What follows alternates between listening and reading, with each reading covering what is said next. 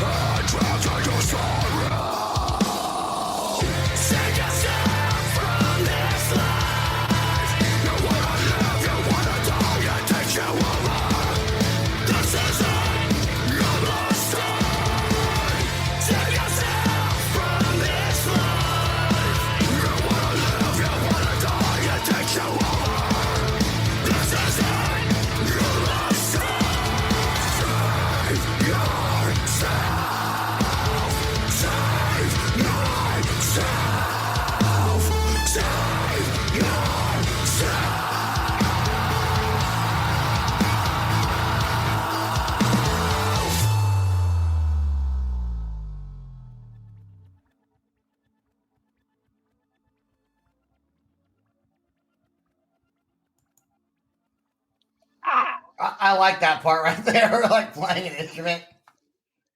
Yeah. Scream at the Sky, Eric Gustafson.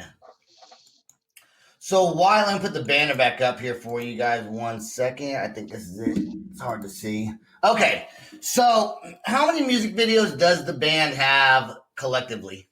Collectively right now, we have 3 or 4 collectively on there. I have a new album and a whole slew of new things coming, like anytime now. So you've been writing. You've been writing this whole time. Oh yeah, man! I write every day. Like I currently write.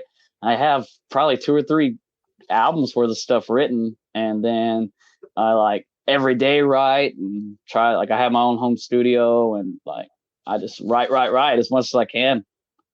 How do you choose? And I think I've asked this before to other bands, but how do you choose what videos or what songs get a music video and which ones don't? Is it just like the feeling like you feel like this is a great song? I think it comes by vision on a lot of things, but in today's industry and market, it's kind of like You know, most people are releasing a single and a video, So almost every song you release has to be pretty good. You know, if you're Right. doing it out that way, it has to be awesome. It has to be like your best material, no matter what you're putting out. So I think that's the market of today's, and the reality of today's market, that's what you have to do. Now, putting an album out, I think maybe it's going to go by what, like you said, like a feeling. Like, you think that song's great. I've asked almost the same question to a lot of the people that I work for in the rock and metal and country and hip hop industry. And some of them have great hits written out there. And I ask them straight up, like, hey, did you know that this song was going to be a banger when you put it out? And most of them tell me the same thing. Like, yeah, we had a great feeling about this one part or this riff in this song. And it ended up being number one hit or top of the charts for a while, you know? So I've asked that question personally, some really high end and awesome people, you know? Yeah. When you say you work for some of these other bands, and now it's not just rock, it's now I realize it's all genres. What do you mean when you say, because since Crypto the Sky is mostly just you and the kind of your thing, let's talk about you and your history with music, hip hop, country, rock. Were you like a touring member? Were you like a roadie like, what was your position with these other artists? With the bands? Well, I've driven for bands. Okay. I've drum teched for bands, and I've been just an all around stagehand, on tours with bands and stuff like that. I've driven for bands like Head PE, Birthday Massacre. I drove for a band, Dead Girls Academy. I've I've teched for Trapped for a long time, as a drum tech for them and stuff like that. I drove for a band called Grindel. I mean, I've drove for some pretty cool national acts. Plus, here in their jobs of bands, I didn't even know who they were. They're just like, hey, they're in Canada. Fly you into Canada, jump on this bus and bring it back. You know, or I've gotten paid to, hey, you need to beeline this bandwagon from Indianapolis to California, and I don't even know who the band. How do you even get into something like that? Like, how do you just decide? I mean, I guess right place, right time. I guess if you do one, your name kind of gets out there. And it's like, when you say drive for them, like driving their instruments, or driving them like being their bus driver. I'm the driver. Like for Birthday Massacre, I want to say the tour was 17,800 miles U.S. Canada in 30 days. And I drove a bandwagon the whole time. Basically, a tour. They fly you into Indianapolis, you pick a bandwagon up, and they pick them up wherever they are. This band's from Toronto, Canada, so I drove all the way to Toronto, picked them up, drove them back down to Chicago. The tour start, we went U.S. Canada, 17,000 miles in 30 days. It's insane. Can somebody make a living just driving band, like being a tour driver? Is that like feasible for someone just to do that? Or is that like just something that you get to do while you still have another job? Oh man, absolutely. It's basically like a tour bus driver is no different than a truck driver. It's just sometimes it's different hours. They pay great. You know, you get just someone pay like complete shit, someone pay great. It's all just how much you have to make to live in this world these days, you know. Yeah. It's like, once again, it's as much as you hustle. A lot of I'm a non-CDL bus driver. I drive under 2100 GVW. So like my stuff that I drive is van and trailer, sprinters, but you wouldn't believe they all pay pretty good sometimes, you know. Like I said, some are good, some are bad. I personally work for bands only to just meet people and talk to people and network, man. So people remember your face. That's how I've gotten some great people, and that, like I said, met just on the road. Like I could call them right now and say, hey man, I need some help with this. And they're like, all right, sweet, dude. They just remember you. That's the best way. I found face-to-face contact networking by working for bands is the best way I've found to get my name the furthest. Networking is the best way to get anybody, no matter what industry you're in. Networking is key. And if you're in a band, get to meet other bands and driving for them. You know, I'll cheers you to your blunt to my beer. I'll cheers your blunt to my beer. Yeah. There we go. How many songs do you think you're going to now? You're doing singles also, right? Maybe it just depends. I'm talking to some people right now. I have an album's worth ready. I do have an EP's worth ready, recorded with my good friend James Gelber. But it just really depends, man. Whatever, like the label, or just like a backer, or whatever the process is of people that want to help, that you go through. We're in talks with some people here and there and stuff like that. We're a complete do-it-yourself band, but like, Right. there's still ways to get stuff out there, distribution and stuff like that we want to just do further stuff that we've never done before with Scream at the Sky.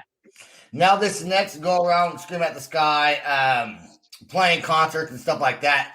Do you have a full tour already booked, or is it just kind of shows here and there? Currently in July and June, we've been doing weekend runs, Friday, Saturday, Sunday. We just did a run with a Killer's Confession. That was 3 days. We have some stuff in August. We have a full 2-week run that we're working on adding some stuff to. And then we have October, we have a full 30-day tour that unannounced that we're going to be out with. We're going to have a pretty busy year, but we my current ideal goal is at least 100 to 150 shows this year for Scream at the Sky. If I can make it happen, we're already sitting at like 60, almost 60 shows for this year already. Oh, so I mean, not quite halfway there, but I mean, almost. Yeah. It's just June, so towards the end of June now. So you're doing for like 1 year from like now till next June, or like from June till December or January? Well, this goal was realistically set in January of 2021. So that's where we were looking at trying to go.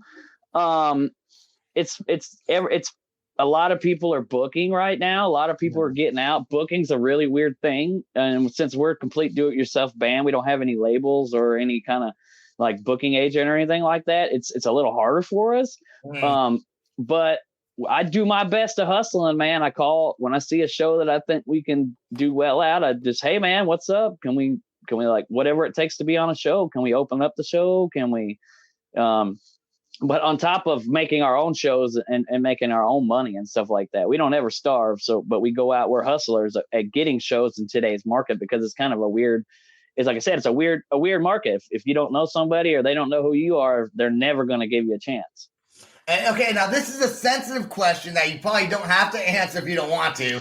But if hypothetically the band that you're touring with right now, do you foresee this band staying the members of the band touring going forward? And you might be like, I don't know if I want to answer that, because maybe there's some dickheads in the band. But is it something that you think is a solid touring group with you right now? Absolutely. Good. My guys right now are doing very well. They're kicking fucking ass. One of my guys has already been a touring guy. Dave, awesome. My drummer, currently has already done almost everything we've ever done with Scream at the Sky. And then my current guitar player, Jeremy, he's the perfect fit for our band, and he does really, really well. But even if we don't have our fourth member, we play hella badass still as a three-piece. So yeah, I bet, dude. And you know what? They're gonna watch this and they're gonna be like, "That's right, motherfucker. You better say that." All my dudes are super cool. We're 100% honest with each other. That's awesome, we're like I said, everything we say is straightforward. There's rules from the beginning of joining Scream at the Sky. So if there's any problems or any kind of stupid stuff, we know where we stand with it. We've already had to enforce these rules a couple times throughout the history of Scream at the Sky, and we treat it like a business. We just 100% like, it's like, hey, you fuck up at a job, you get fired. You fuck up here, you have to go. And that's not how we want to do it. We basically let people dig their own graves, man. You're not 15 and 16 anymore. You're trying to do this for a living. Yeah. So at this point, it's like more, if you're in common sense. That's right. Common sense. Take a shower, clean yourself up, brush your teeth in the morning. If you got to make money, get a job. I mean, there's just common sense stuff that you got to do in life that you just, I mean, if you don't know it by now, I don't know, man. Right. Dude, I want to let everybody know, if you Scream at the Sky is playing near you, even if you don't know their music that well, and you're watching this, first go check out their songs. Second, I know firsthand experience that Brian knows how to put on a show. I've seen him perform live with the bass, and I know he's the single Scream At the Sky, but this dude, you kill it, man. Like the energy that you put out there to the audience is phenomenal, dude. It's good. So even if you don't know them, you're gonna love the show. I just know